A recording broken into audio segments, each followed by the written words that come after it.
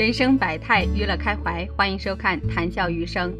自古以来，婆媳关系就是千古难题。毕竟是两个女人同时爱着一个男人，但因为双方角色不同，彼此做事的出发点也不一样，总会有一些冲突，彼此看不顺眼也在情理之中。邻里之间可能会因为婆媳关系不好而在全村或全小区出名，不过大家也都司空见惯了，因为这几乎是全世界的家庭中都会上演的戏码。有意思的是，我们的邻邦日本，其天皇家族竟然曾因为婆媳恩怨而闻名全世界，其凄惨程度较之普通人家，可谓是有过之而无不及。今天的主角就是良子皇后，她甚至被媒体宣传成恶婆婆的代名词，甚至一度将自己的儿媳妇逼得患上忧郁症。而其实在良子皇后在做儿媳妇的时候，同样也是一个受气包。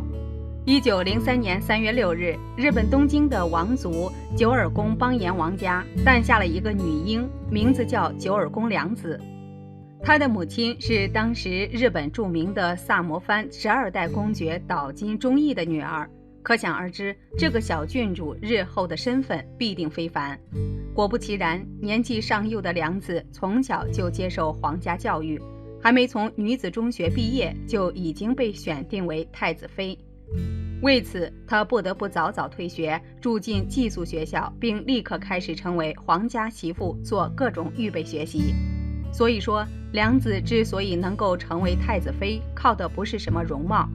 她长得并不好看，甚至可以说是很丑，眼睛小，脸不平，毫无出彩之处。能成为太子妃，完全是靠着强大的娘家背景和自身能力。而其中非常重要的政治因素就来自于她母亲的娘家是萨摩血统的岛津氏。当时良子还有一个竞争对手，名叫宫芳子，这是良子成为太子妃的最大阻碍。且不说宫芳子长得就比良子好看，再加上高贵的出身，怎么都能略胜良子一筹。正当两人争夺太子妃之位不可开交的时候，宫芳子那边却爆出了丑闻，说宫芳子身体素质欠佳，生儿子难。在这一点上，良子险胜宫芳子。在良子还在做新娘进修的时候，常州藩长老山县有朋曾指责良子的妈妈家族中有人患过色盲症，因此山县有朋怀疑良子也有几率患有此病。此事一出，便在日本朝野上下卷起了龙卷风。好在身为陆军大将的良子父亲公开喊话王室，如果良子有色盲症，我愿以死明志。好在终于摆平这些传闻，良子与裕仁亲王在1924年1月26日的时候正式结为夫妻。到了1926年12月25日，大正天皇因心脏病突发去世后，裕仁得以继承父位。3天后，裕仁改元为昭和，并册封良子为皇后，史称良子皇后。此后没几年，良子就接连诞下了4名小公主。令人遗憾的是，她的小眼睛基因也无比强大，直到现在，日本王室后代还是如同她一般的狭长眉眼，王妃再美也没用。作为传统女性，良子自打入宫以来，一直恪守为妻之道，从不过问政治，也没有担任过任何社会职务，每日相夫教子，堪称皇室成员的典范。不过，由于皇后的职责所系，良子还是会陪同昭和天皇出席传统节日、重要庆典或一些外事活动，并因举止优雅、亲民友善而深受好评。可是世界上任何的皇室都需要男丁作为继承人，日本皇室也不例外。即便是生了4位公主，良子依旧引来了日本政坛的不满。昭和天皇夫妇婚后很恩爱，但正所谓树欲静而风不止，来自外界的压力险些毁掉这段幸福的婚姻。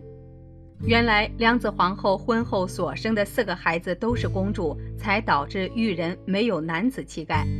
而1932年底又流产过一次，由此引起某些重臣和军界少壮派的强烈不满。为了保证皇位后继有人，他们千方百计地向天皇施加压力，要求他纳妾以完成君主应尽的责任，甚至有人还要求天皇去做试管婴儿。在此期间，曾担任宫内大臣的田中光显，在没有得到裕仁许可的情况下，曾为昭和天皇物色了10位皇族美女，其中1人甚至被招入宫中准备侍寝。然而，昭和天皇坚守爱情，严词拒绝田中光显等人的建议。为此，恼羞成怒的少壮派军人还想发动政变，并扬言要废除裕仁天皇，拥立皇帝雍仁继位。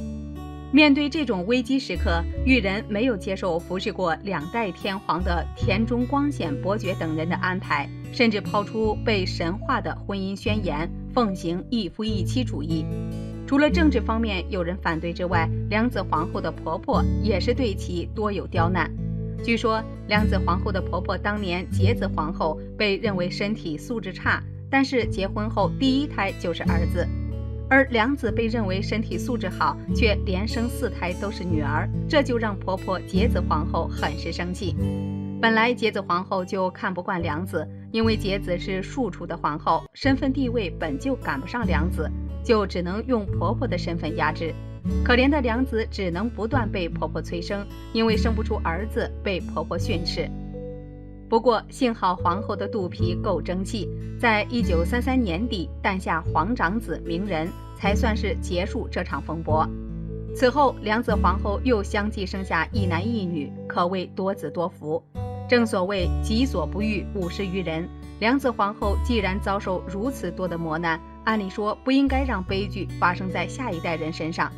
然而等到正田美智子入宫后，良子皇后却变身恶婆婆，对她横挑鼻子竖挑眼，甚至直言不讳地告诉美智子，她在皇宫内唯一的任务便是尽可能多的生育子女。对于儿媳妇美智子的出身，良子也十分不满意。当年良子成为太子妃之后，悉心学习了许多课程，历史、刺绣、法语等等，都是良子需要学习的。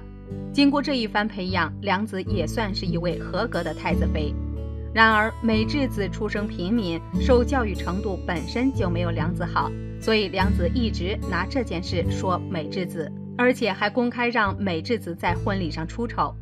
在大婚之日，婆婆都不消停，谁能承受住这样的打击？后来良子还以教美智子礼仪为由，为美智子请了礼仪老师，但实际上就是派了个眼线监视美智子的生活，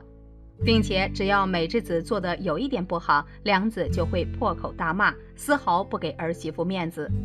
在这种压抑的生活下，入宫第1年，美智子瘦了20斤。好在美智子的肚皮相当争气，婚后相继生下2位皇子和1位公主，使得她的尴尬地位在某种程度上得以缓解。但是这仅仅是安抚了政治方面而已。第1胎便生下儿子的美智子确认婆婆良子皇后心里极度不平衡，所以即使美智子没有什么大错误，良子仍能鸡蛋里挑骨头，说美智子教育方式不对。持续多年的压力和磨难令美智子难以承受之重，以至于她长期患有抑郁症。除了跟丈夫和子女说话外，几乎不跟其他皇室成员进行任何交流，宛若一个聋哑人。美智子在宫内受到不公正待遇的事情逐渐传到社会上，许多日本国民纷纷为她鸣不平，就连美国的一些妇女杂志也关注报道此事，引起全球关注。直到良子皇后在2000年去世后，美智子的情况才稍微有所改善，但仍无法完全走出心魔。曾有媒体总结了良子皇后为难美智子时最无法理解的4件事。第1件事，发布婚约，因露手肘的手套而被批不合规矩。值得一提的是，这件手套其实是良子差人送去的。第2件是在入宫后被良子皇后逼迫学习几10门皇室礼仪课程，一度累到在最后一门注意事项时当场晕倒。第3件就是良子皇后教唆其贴身女官骂美智子，我是贵族，可不是给什么平民当随从的。而最后一件事也是最令人不解的事，即在美智子生完孩子后的1天，因摇下车窗被媒体拍到，而被良子皇后批评轻浮。该新闻一出，尽管外界听说过良子皇后对儿媳妇做下的坏事，但仍旧再次引起轩然大波，民众纷纷指责良子皇后过于苛刻。再之后就是昭和天皇因12指肠癌于1989年1月7日去世的事情了，终年88岁。昭和天皇死后，太子明仁继位，是为平成天皇，而良子皇后则晋升为皇太后，并搬到皇宫的吹上大公寓所居住。此后11年，良子在静养追思王夫中度过，直到2000年6月16日因呼吸衰竭去世，终年97岁。而她也是日本有明确史料记载以来最长寿的皇后。良子皇后去世后，与昭和天皇合葬于武藏野东陵。作为一个艺术天分很高的皇后，良子生前酷爱绘画，尤其喜欢画静物和风景，并曾出版过《桃源画集》和《锦芳集》2本画册。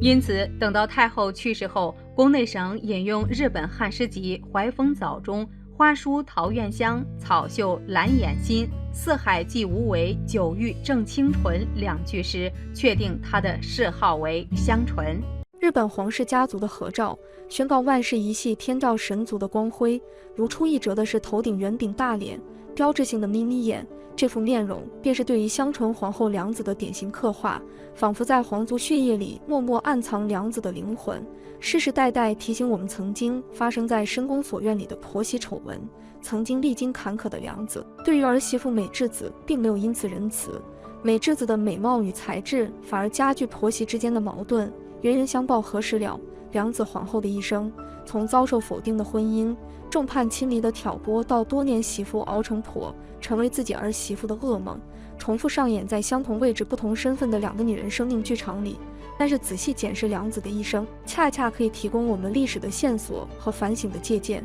崇尚军国主义的日本，对于皇室培养的节奏相当紧持。外经弱冠之年的裕仁皇太子，家族立马安排召开了太子妃的候选储备。作为将来的皇后候选人，母仪天下的角色位置，势必得鸡蛋里挑骨头，深思熟虑的评选。对于太子妃的条件，也是具备相当严苛的要求。当时的皇后接子，也就是裕仁的母亲，对于自己理想的儿媳妇开出几点条件：必须出身贵族，必须容貌姣好，未来必须子孙满堂，男丁兴旺。不论是面貌姣好，或是家世优渥，宫芳子小姐都是相当符合理想的太子妃想象。可惜美中不足的是，宫芳子小姐却有一个致命的缺陷：医生断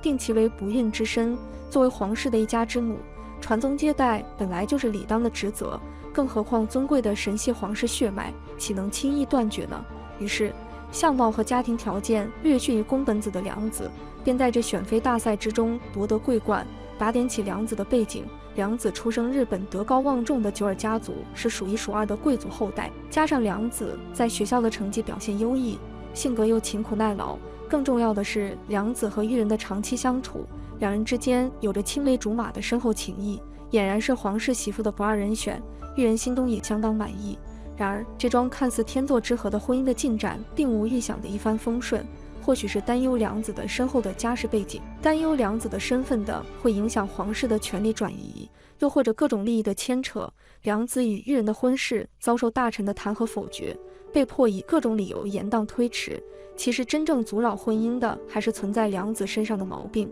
据说良子的母亲患有隐形的色盲疾病，唯恐成为家族遗传，遭殃未来的天皇血脉。除此之外，还有件不适合摆到台面谈论的心声，那便是良子的长相。作为服侍一国之君的皇后，代表的是整体民族的门面，圆饼脸、眯眯眼的良子，实在算不上沉鱼落雁，分明与淑女佳人八竿子打不着边。为了阻断这场婚礼的开始，裕仁皇太子以出使探访为由，派往欧洲进行为期1年的考察。尽管返国后的裕仁希望尽快成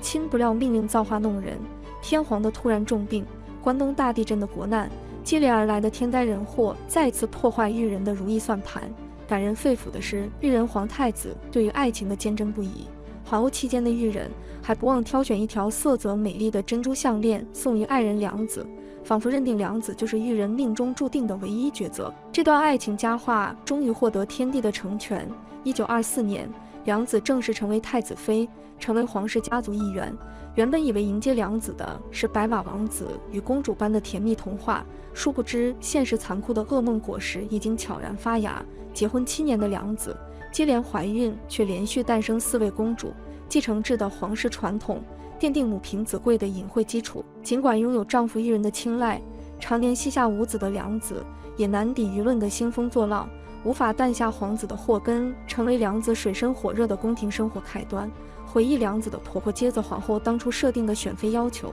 其中一项便是对于未来产能的期许。反观接子的怀孕历程，仅在婚后1年就诞下皇子1人，而后接二连三又诞生3名男丁。相形之下，导致良子在接子皇后面前无地自容。当初反对成婚的朝廷大臣把握机会煽风点火，劝说一人纳妾的声音水涨船高，肩扛来自4面八方的批评与闲言碎语的一人。当年独排众议对抗家族朝臣，如今依旧守护心里的女孩痴心不换。无可避免的是，难以奉献子嗣的良子